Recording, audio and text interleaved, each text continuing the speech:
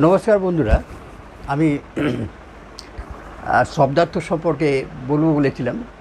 আমাদের সাহিত্য, পুরাণ,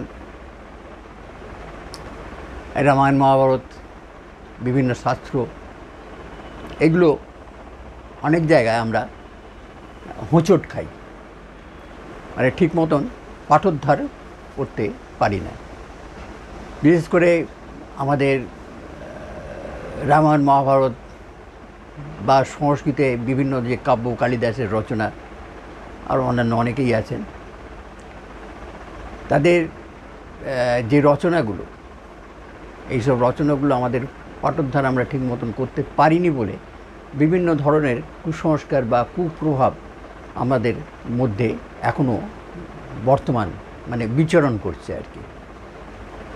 তা আমি সেই সুবাদে আগেও অনেক শব্দার্থ দিয়েছি, পুরাণ পাঠের সুবিধার্থে শব্দ বলে দিয়েছি, এমনিতেও কয়েকটা শব্দের অর্থ বলেছি, গো শব্দের অর্থ বলেছি ইত্যাদি, যখন যতটা পেরেছি। তা আজকেও ওই রকমই আরেকটা শব্দ, একটা নয়, হয়তো দু তিনটে আছে, আমি এর অর্থগুলো বলে দিচ্ছি।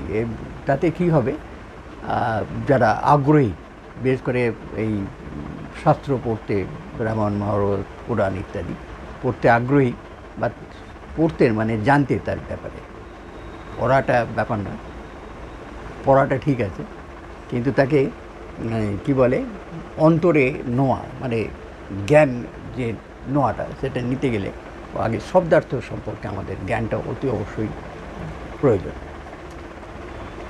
যার ফলে আমরা আগেকার দিনে অনেকেই অনেক পাণ্ডিত্য দেখিয়ে গেছে যে এটা এই নয়, এটা এই, এখনও নেই, আমিও সেই পণ্ডিতের মধ্যেই পড়ে যাচ্ছি, যদিও বলছি বটে, কিন্তু তবু আমি একদম যতটা পারি, কেননা আমিও টিউশনি যখন করতাম বা নিজেও যখন পড়তাম, তখন আমার চেষ্টা থাকতো যে কতটা এর ভেতরে যাওয়া যায়, কতটা ভেতরে যাওয়া যায়, আর পড়াতে গিয়েও তাই।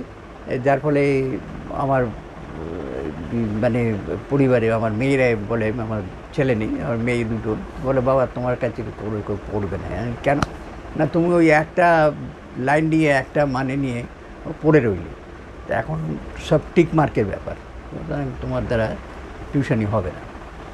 কথাটা খুবই সত্যি, কারণ আমার সামনে কোনো ছাত্রছাত্রী এই সোজাভাবে এখনও পর্যন্ত দাঁড়াতে পারে না। তো বন্ধু, সেই হিসেবেই আমি কিছু শব্দার্থ মাঝে মধ্যে এরকম দেবো, একটু সেগুলো একটু জানা থাকলে আপনাদেরও সুবিধা হবে। এখন যেটাকে নিয়ে বসেছি, এটাই হচ্ছে পুষ। পুষ শব্দ আমরা দেখেছি, পুষ্কর, পুষ্যা নক্ষত্র ইত্যাদি নানা আছে। এই পুষ শব্দ থেকেই অনেকগুলো এসছে, যেমন পুষ্কর, এটাও শিবের 7 বিশাল প্রভাগের একটি, এই যে পুষ্কর। আবার পুষ্কর মানে আমি একটা তীর্থক্ষেত্র বটে, অর্থাৎ পুণ্যকারী, পুষ্কর, ওই বিসর্গ মধ্যনস্য হয়ে গেছে, পুষ্কর, তাই পুণ্য দানকারী, এই হচ্ছে, অর্থাৎ পুষ কথাটার পুষ,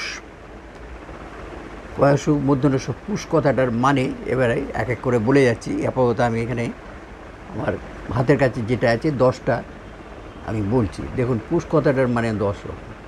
আমরা কীভাবে, কখন, কীভাবে নিতে হবে, সেটা ওই এইসবগুলো জানি না বলেই আমাদের ওই বিভিন্ন শাস্ত্র ইত্যাদি পড়তে গিয়ে আমরা কি হয়, হোঁচট খাওয়া যাকে বলে আর কি, মানে বারবার আমরা ধাক্কা খাই সব দিক থেকে, মনের দিক থেকে, চালচলনে যেমন হয় সেরকম। তাই পড়তে পড়তে বাবা কী বলতে চাইছে কিছু বুঝতে পারছি না। এগুলো জানা থাকলে সবারই ভালো। আপনিও যদি টিউশনি করেন বা পড়াতে যাবেন, জানা থাকলে আপনিও তখন খুব চিন্তা করে বলবেন যে হ্যাঁ, এটার মানে, যাক বলি পুষ কথাটার মানে। পুষ কথাটার মানে হচ্ছে পোষণ করা।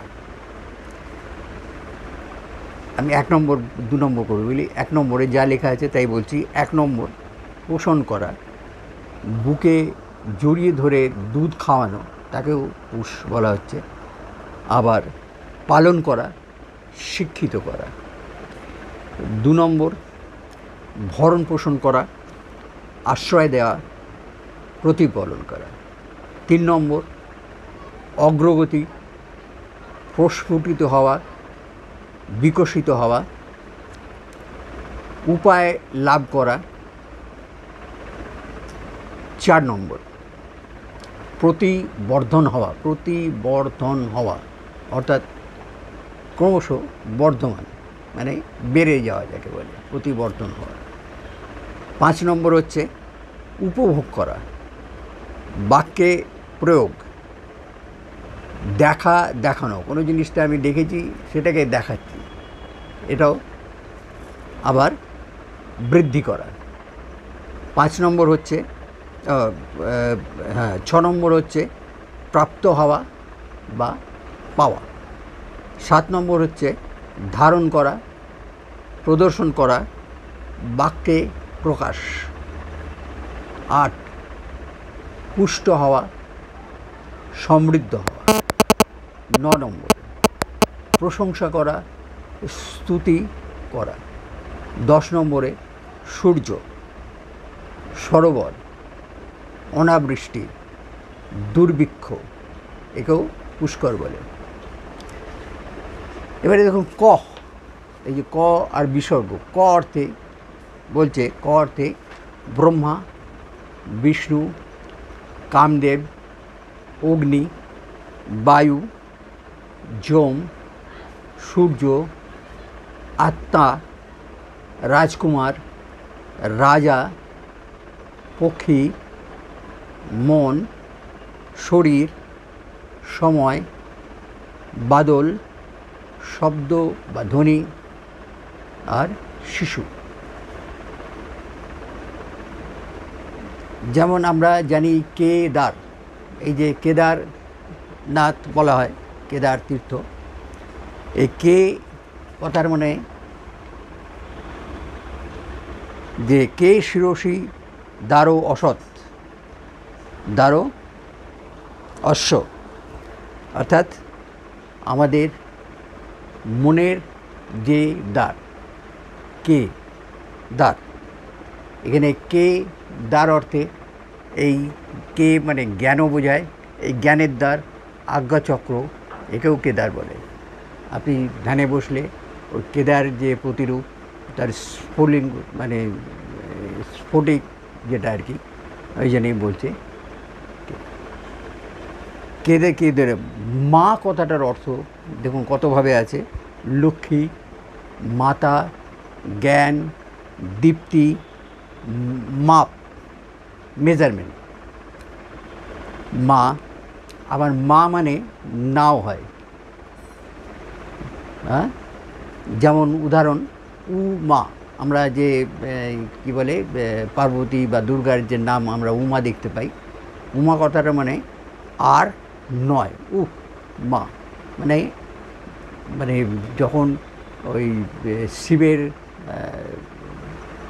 সাধনায় মানে তপস্যায় মানে পার্বতী বসেছিলেন, তখন হিমালয়ে মানে তার যে মা, ঠিক আছে,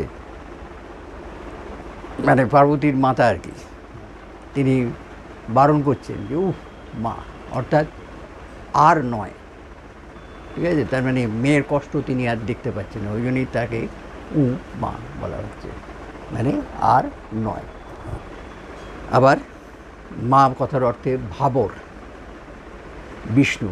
এখন ভাবর বললেও অনেকে বলবে ভাবর কথাটা কি? ভাবর হচ্ছে সাধারণত জলাশয়কে, কুণ্ডকে, এটাকেও ভাবর বলা হয়।